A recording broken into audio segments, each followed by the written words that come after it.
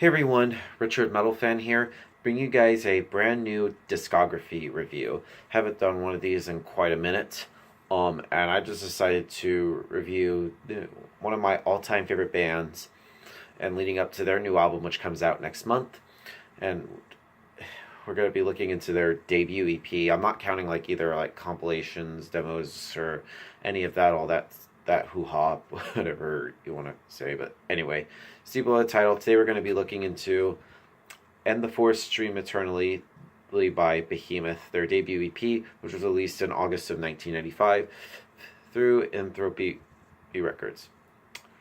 Now, let's give a little back history about Behemoth. They're a metal band hailing all the way from Poland. They formed in 1991. They're sort of they're black metal, black and death metal, well, whatever genre you want to classify them as. I just call them like black and death metal.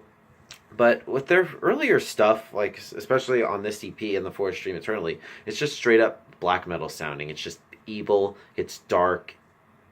Everything about it. And with this album, there were actually a three-piece consisting of Adam Nerdl-Goldarski on lead vocals, guitar, and he actually played bass on this, I believe. And he also played drums on the fifth track, from what I gathered and what I've researched before I decided to review this. And it also has Adam Bal Ravenlock Muraskio on drums and Raphael Frost Brewer on guitar. The production is just very raw sounding. You can definitely tell it's a black metal just by the production alone. It's just raw. It's just, well, oh, it's just harsh sounding, just cold and dark. But yeah, let's just dive into this EP track by track. Now it starts off with the track Transylvanian Forest, which is, in my opinion, definitely a standout track here. It's harsh yet beautiful and full of hatred, and the drums near the middle of the song are just so fucking perfect, and the solo at the end is great. Hell, this whole song is just perfect. In fact, the rest of the songs are just an offering, something that sort of like sets it apart from like all the other songs on here.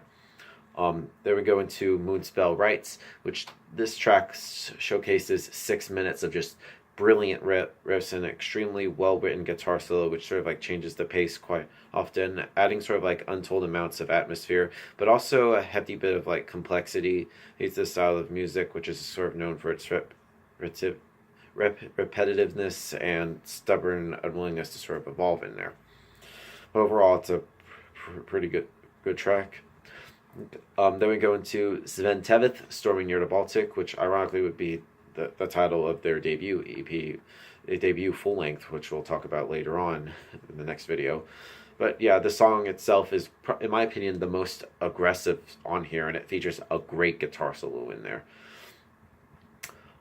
Then we go into Pure Evil and Hate, which this song itself is certainly influenced by thrash. It has definitely a thrashy vibe to it.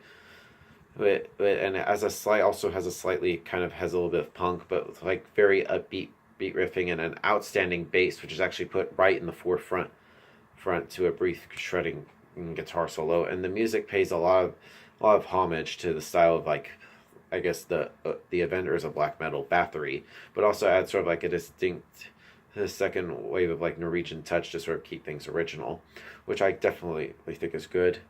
And then we go into Forgotten Empire, Year of Dark Witchcraft, which numbling clean chords wash over listeners again with a very melancholy and sorrow.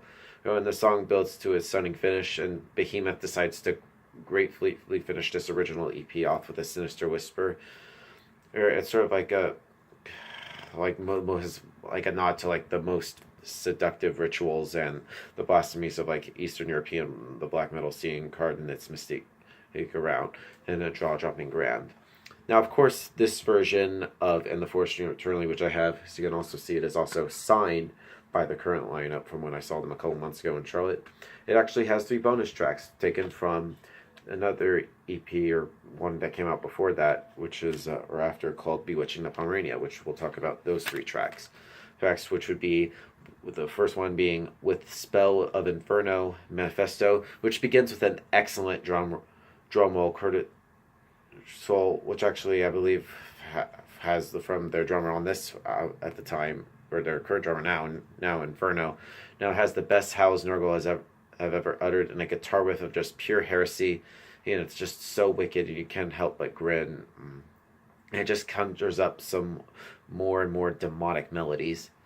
Then we get Hidden in the Fog, which finds the band embracing a quiet, somber change, and just sort of like a defiance of like Christian ideals with sort of like brutish, husky choruses, and it's sort of like a bridge, almost sounds like sort of like gypsy folk or whatnot, and drifting melodies which suffocate you in a choking haze.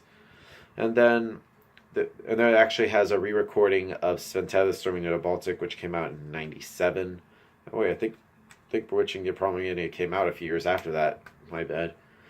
Like this version has like compared to like the original that was on the original Enforced Stream of Turtle EP, has like a little bit more of a razor sharp edge to it, and it's just a real slayer. Now overall, and the Four Streams Eternally by Behemoth is a solid start to a career by this band. If I were to give this EP a score, I'd definitely give this probably a solid 8 out of 10. It's a great way from their start their career, and to start off with their sort of black metal run. Alright, so yeah, that's my review of In the Four Streams Eternally. Let me know in the comments what you guys think about it, and I'll see you all in the next review or video, and keep it metal.